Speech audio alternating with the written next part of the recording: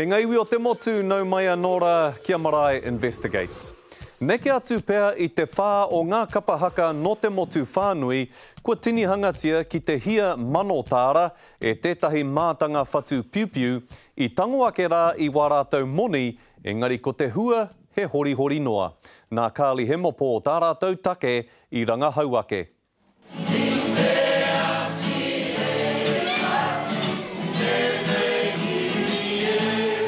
Kei te pakari tonu te tū a Ngāti Pōneke. Kei te waka ngungu rātau mō tete I waka ngāau ei waka nui I a matariki ka tū ki te papa a te marama e tū mai nei. E rangi nā te tini anga a tete I waine, e kore o rātau tūmanako ki te mau kākau tūturu e tūtuki. I tono mātou kia irana I te marama o Noema, I te timatanga ki mai a ka rite ngā piupiu I mua I te rā waitangi, nā reira I tatari mātou ki te tainga mai o ngā piupiu. Engari, ka tuku I mera ia I ki mai nā ngā waipuke o te taituku rau e kore tai e te mutu, whakamutu ngā piupiu. I te marama o pautu te rangi, he poto noiho te imera e ki mai e kore tai e te whakamutu ngā piupiu ka whakahokia te pūtia kia mātou.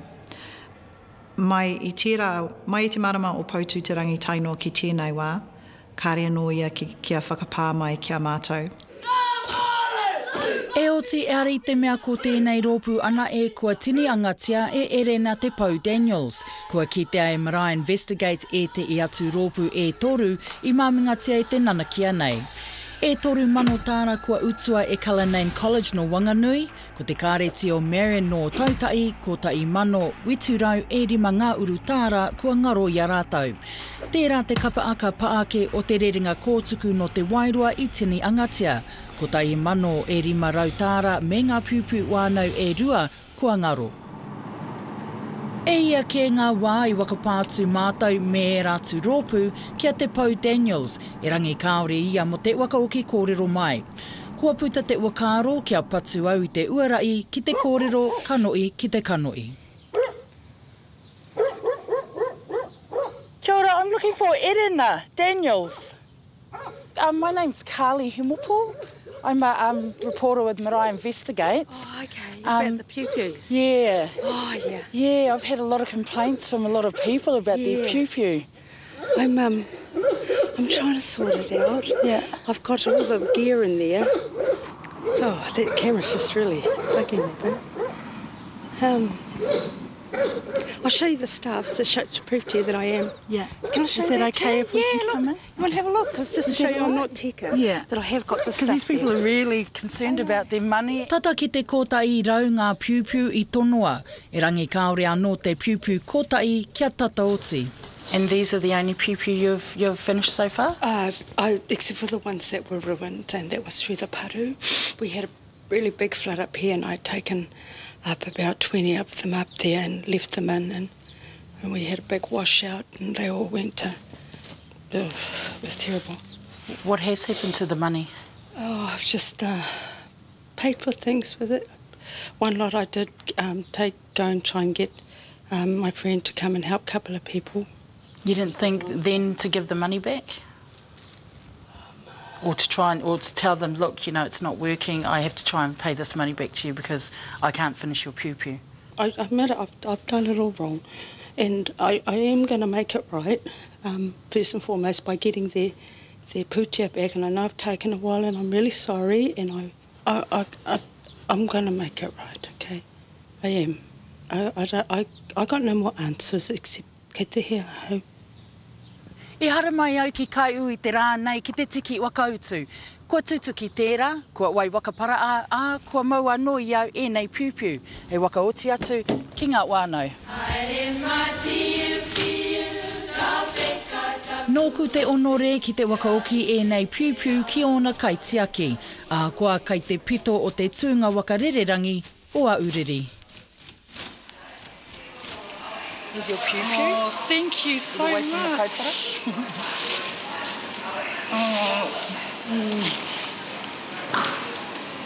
glad I could return them to you. Oh, awesome. How does it feel to be reunited with your piupiu? Oh, words can't explain how this has felt, you know, to get these back, even though, you know, the monetary value hasn't come back to us, but to receive these that have been in our possession for good 15, 20 years now, yeah, words can't explain. Obviously, she's returned the piupiu to you. Are you still angry with her? Oh, of course I'm angry at Irina, you know, not just on my behalf, but all the other people that she's basically ripped off.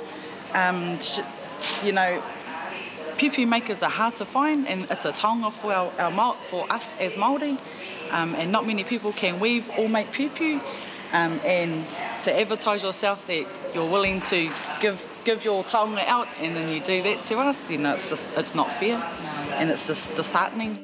Koa te toima o ngā āuatanga, kai te anga wakamua tonu angāti pōneke ki tā rātou tū. No reira kua aro ke rātou ki tētei toʻunga piupiu no rotorua. Tō he puru i katoa nei ia ki te wakaoti i tā rātou tono mo te wiki tuatai o Pupiri. Neke atu i te toru ngā uru tau a Leilani Rickard e mai piupiu ana, kai te āwina āna mokopuna me tana tungane i aia. What's going on here? We're just in the various stages of making the piupiu. We've got Anastasia just whatuing the top of the waistband of the piupiu, and then we have Nikita trimming the little bits of muka that are on the piupiu just to tidy it up before we dye it. E ia rau e ia mano tāra rānei mō ia piupiu. E wā marama neke atu pea e oti pai ai ngā piupiu o te Kapa Haka kotai. E we atu ngā kaimai katoa te Pau Daniels, nā te iti oki o te utu i rarua ia. Kotai rau e rima ngā uru tāra noi o te utu mo te piupiu, e iti rawa taua utu mo te nui o te mai. Kei te riri a Leilani ki ngā mai tini anga a te Pau Daniels, e mea waka awe anoi te kaupapa. I think that's disgusting that somebody can do that and think they can get away with it. It makes your job harder, doesn't it? Yes, definitely, because people are not very trusting then. I can say, well, I've been making piupiu 30 years, and they'll say, well, so what? You know, are you going to do to us what this other person's done, you know? I've known that on other occasions, the same situation where a group has ordered piupiu, they've given the deposit to that person and that person has not completed the order. And I don't think that's very fair on the schools or the Kapa Haka groups that have been promised the order. She said she's sorry. Does that make up for any of the... No. Sorry doesn't fix the fact of what you've done. You know, is sorry coming from the heart or sorry that you got caught? No, I don't take a sorry. Can you understand their anger? Yeah, absolutely. Absolutely. I do. Absolutely.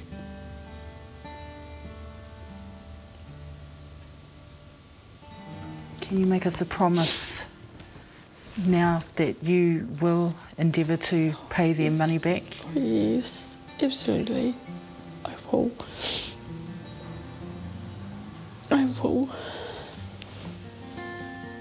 I will. Mā mātou koutou e whakamohio atu i nā hoki ake te moni a ngā Kapa Haka rā ki a rātou.